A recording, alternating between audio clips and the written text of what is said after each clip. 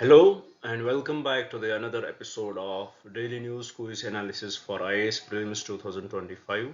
It is 20th Feb today, and in this video we are going to solve some important questions which are very much relevant for your preparation. Before we'll start our discussion, I would like to give the brief introduction about this initiative so that if you are new to our channel, you will get more connected with us. Basically in this video we are going to discuss three types of questions, and these questions would be taken from three different sources. So in the first part of our discussion, the questions would be taken from the current affairs. What we will do here, we'll take up the most important articles from the newspapers. We will try to break them down into the simplest language possible, and we'll try to derive the possible prelims questions from those particular articles, so that it will give you the idea which part of the newspaper is important for you, what should be your approach when you are reading these news articles, and what kind of questions you can expect from these news articles. This is what we are going to do in the first part of our discussion. After solving questions with respect to current affairs, we will shift our approach to the second part. Here we will discuss questions from the static topics. Every day we discuss a static topic here, and we had started with Indian polity. Currently, we are discussing the office of the Vice President. Today, we are going to discuss few topics related to the office of the Vice President and try to derive the possible prelims questions from those particular topics, so that it will give you the idea how questions can be actually asked in the exam. After solving questions with respect to current affairs and the static part, we will shift our approach to the last part of our discussion, where we will solve a few previous year questions. To me, this is the most important part, because in here we will try to learn what is the vocabulary used by UPSC when they frame your paper, what are the different trends they follow, what can be the different methods by which we can solve the questions if we don't have the proper knowledge, and also how we can implement this knowledge in the upcoming exam. So this is in nutshell what we are going to do in this video. Now, before we start our discussion, I would like to request you guys, please do subscribe the channel. When you subscribe it, it motivates us to work more hard on these initiatives and provide you with the best information possible. So please do subscribe it. Do share it with your friends so that they may also get benefited from this initiative. And please do write in the comments what else should we bring for you guys. Now, without any delay, let's have a look at the first question which we had brought today. As here on the screen, you can see the question is basically about Indian Myanmar Thailand IMT trilateral highway project. You may ask me, sir, what is the reason for this question, why we had brought this question here? The only reason for that is because today's newspaper was filled with Manipur issue. So if we look at the newspaper today, we would have, if we look at every topic related to Manipur which was in the newspaper today, we had discussed everything in it, and repeating the same topic every day, repeating the same questions every day does not make any sense. So that is the reason we had collaborated everything in one, and the gist of that, basically the gist of those news articles we had already understood. The political situation there, why it led to the presidential rule, the clash between Metis and Cookies, the Imphal Valley and the hill region clash. We had discussed everything with respect to the Manipur. So here we had brought this question, and also the how the Myanmar border impacts it, free movement regime, how does it impact the Manipur and the other states nearby. We had discussed everything. So today we had brought this question to give the basic understanding about India, Myanmar, Thailand border, as we had almost completed it, but it was halted because of the issues in the Manipur. So let's solve the question now. Here the question says, consider the following statements regarding the Indian Myanmar Thailand trilateral highway project. First statement, it aims to connect More in India to Mausat in Thailand via Mandala in Myanmar. 100% correct. It connects these particular places. So first statement is 100% correct. Nothing wrong with this statement. Second, the project is primarily the second statement, the project is primarily funded by the Asian Development Bank. Totally incorrect. The project is funded by all the three countries which are involved: Myanmar, Thailand, and India.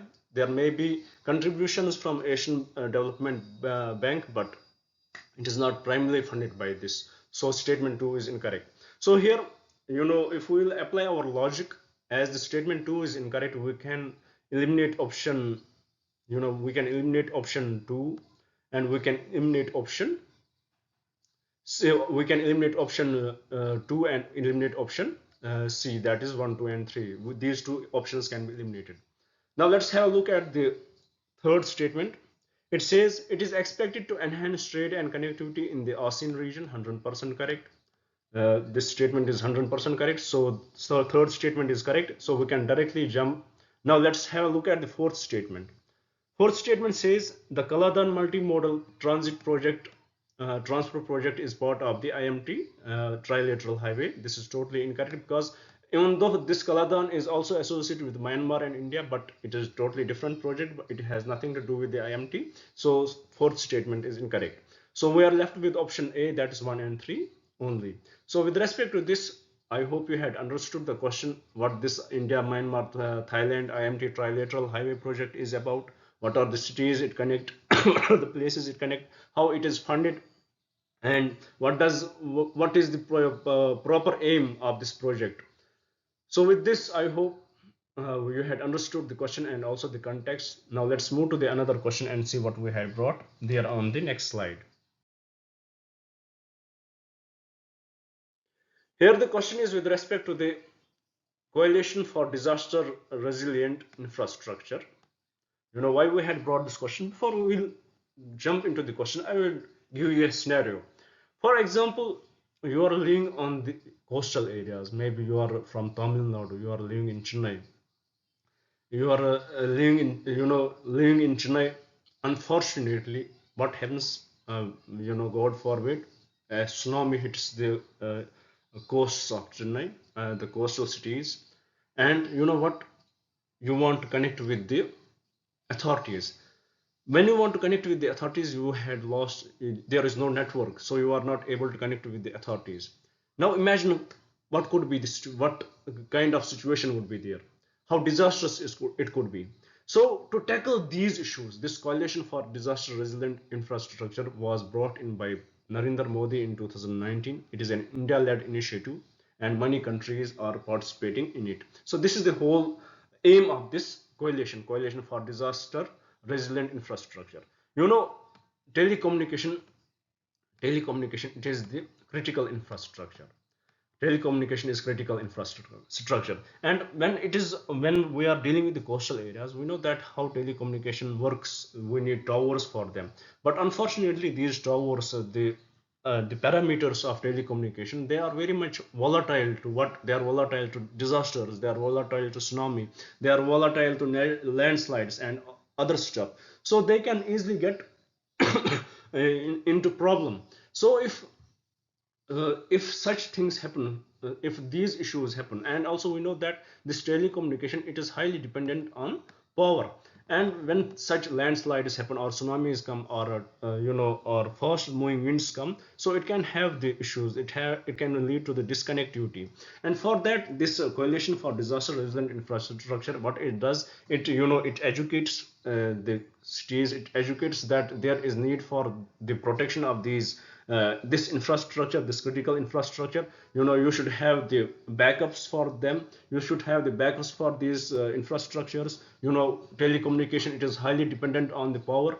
For example, if there is any power cut, you should have the diesel led generators, and also those diesel led generators should be at those places which would be least impacted by these calamities, by these disasters. This is the whole idea behind the coalition for disaster resilient infrastructure. So I hope you had got the basic understanding of it. Now let's solve the question here. Here the question says, consider the following statements regarding the coalition for disaster resilient infrastructure. First statement, CDRI is an initiative solely of the government of India. As we saw that it was initiated by India, but it is not solely of India. So statement 1 becomes incorrect. When statement 1 becomes incorrect, it leads to option A incorrect and option C incorrect. Now have a look at the statement 2. Let's see what does it say. The CDRI aims to promote the resilience of new and existing infrastructure system to climate and disaster risks. 100% correct, it promotes that. So option 2 is correct. Option 3, the CDRI secretariat is located in New York, USA. Totally incorrect, it is located in New Delhi, India. Its secretariat is located in New Delhi, India. So statement 3 is incorrect. When statement 3 is incorrect, so which leads to statement D also incorrect. Now we are left with option 2 and 4, which are the correct options for this question.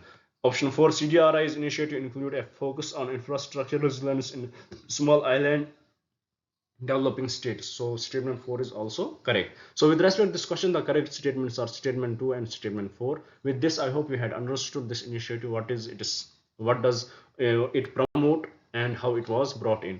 With this, let's move to the another slide and see what question we had brought there. Here the question is with respect to the Disaster Management Act, funding provisions under the Disaster Management Act. The question is about the funding provisions of Disaster Management Act. Why we are discussing this question here? Because the central government, they had approved 608 crore relief for the Andhra AP government. Central government has approved 608 crore for the AP government. Under Disaster Management Act of 2005, there are two types of funds usually. One is funds under Disaster Management Act. I would like to give the brief about that. First, we have the National Disaster Response Fund. It is raised by the central government either through budget or through taxes. Then we have in contrast to this, we have State Disaster Response Fund. So these are the immediate response to any disasters. State Disaster Response Fund, it gets funding from either state raises it and also gets compulsory funding from the NDRF or the center. After that, we have another type of fund, which is mitigation funds, which are National Disaster Mitigation Fund and State Disaster Mitigation Funds. These are basic funds under the Disaster Management Act of 2005. So here we are discussing, for example, if for particular state to get the response fund, they get it from the center. There is quota. This quota is decided by the government. Now it has been shifted to the Finance Commission, 16th Finance Commission, which would decide over it what should be the quota for every state. And this depends upon the disaster vulnerability of the state. So here what happens, for example, if any state is hit by any disaster and they expire every fund which they have, they spend it, but still they need extra funds. What they will do at that time, they will reach out to this center, and what center does, center center forms the interministerial team. They will go into the particular state, look at the disaster there, look at the site, and if they believe that it needs extra funds, they will then request the funds from the state center. That is how the funds would be given, extra funds would be given, and center, with respect to that, center can also deny the extra funds. This is the whole story about the funding with respect to Disaster Management Act of 2005. Now let's solve the question. Here the question says, regarding the funding provisions under the Disaster Management Act 2005, consider the following statements. First statement: the National Disaster Response Fund, NDRF, is constituted solely from the budgetary allocations of the central government. No, it is not solely constituted through the budgetary allocations. Taxes are charged. So first statement is incorrect. When first statement is incorrect, we can directly reach to the question through elimination. We can eliminate option A, we can eliminate option C, we can eliminate option D, and we are left with option B, that is 2 and 4 only. So let's have a look at the second statement. Here we can eliminate it just looking at the first statement.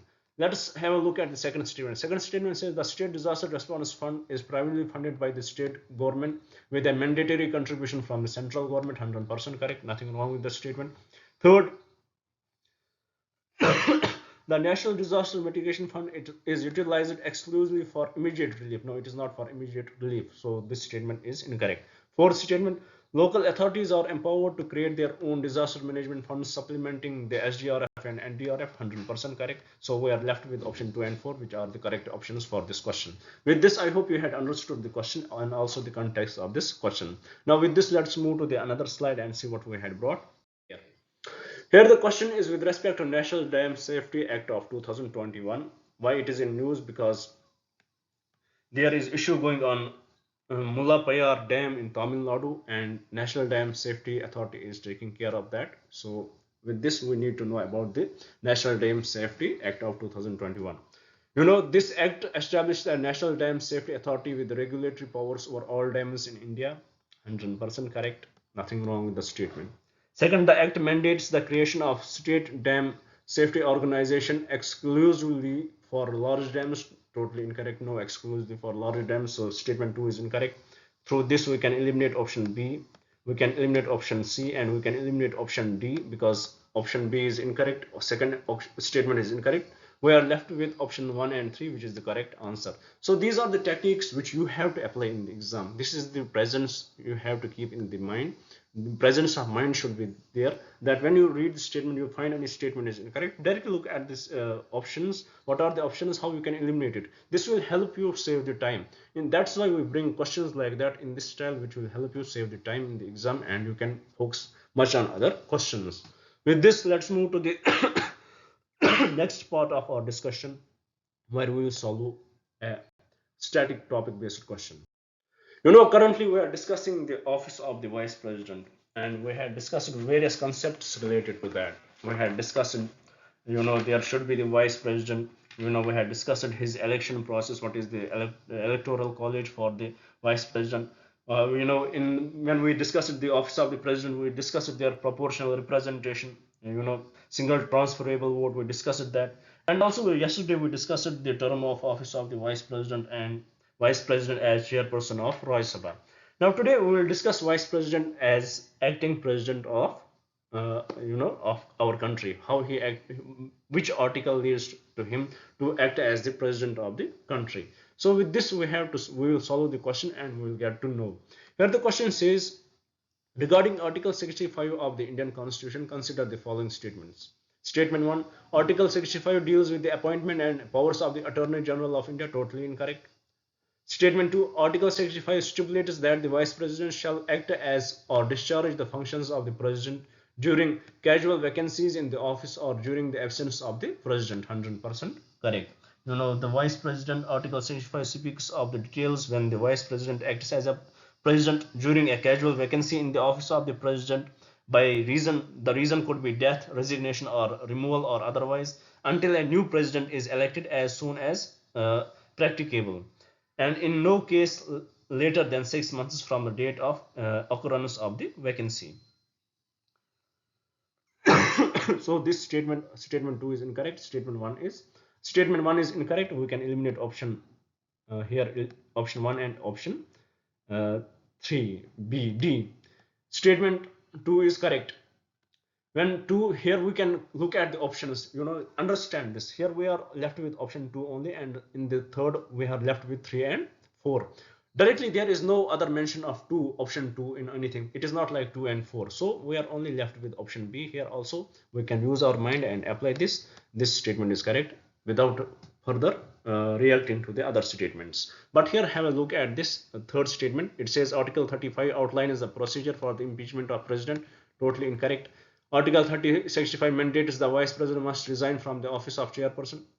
Not correct. So with this we complete today's discussion with respect to this static topic also. Now let's move to the last part of our discussion, where we will solve a previous year question.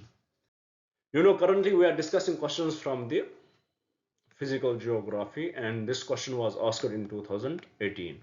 So let's have a look at the question what they had asked us that time.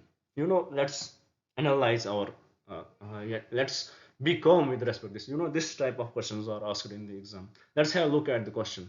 Question says, consider the following statement. First statement, the Earth's magnetic field has reversed every few thousand years. 100% correct. Let's keep it here. If you don't know about it, let's keep it here. Move to the second option. Let's see what does the second option say. Second option says, when the Earth was created over the 4,000 million years ago, there was 54% oxygen and no carbon dioxide. This is totally incorrect. This is totally incorrect. When 4,000 million years ago, the oxygen was not there. 54% oxygen, it was not there. It evolved further when the when life started in the oceans, then it started evolving. So this statement is totally incorrect. Second statement is totally incorrect. When second statement is incorrect, we can eliminate option B and option D. Now look at the third statement. Let's see what does it say. Third statement says, when living organisms originated, they modified the early atmosphere of the earth. Is it true? When living organisms originated, they modified the early atmosphere of the earth. 100% correct, and we believe in it, that how atmosphere developed by by the when the living organisms originated, how they impacted the atmosphere, and also right now how we are impacting the atmosphere. So third statement is 100% correct. Now here in this question we had eliminated the option second and option B and option D. We know that option 3 is correct. So we are left with option A and option C. In these two statements, in statement A and statement C, we can see option 3 only at option at the here we can see option 3, that is third C statement. We can see option 3 is there, so we can directly mark this question is correct, that both A and 3 is correct. So here if we did not knew about this statement, it is also correct that Earth's magnetic field has reversed every few thousand years. So with respect to this, the correct question would be option C. Correct option would be option C, that is 1 and 3 only. With this, we complete today's discussion. I hope you would have liked the initiative. I hope you would share it with your friends, and I hope you had understood every concept which we tried to discuss here. With this, I would like to thank you. Thank you guys for staying with me. Thank you very much and have a nice day.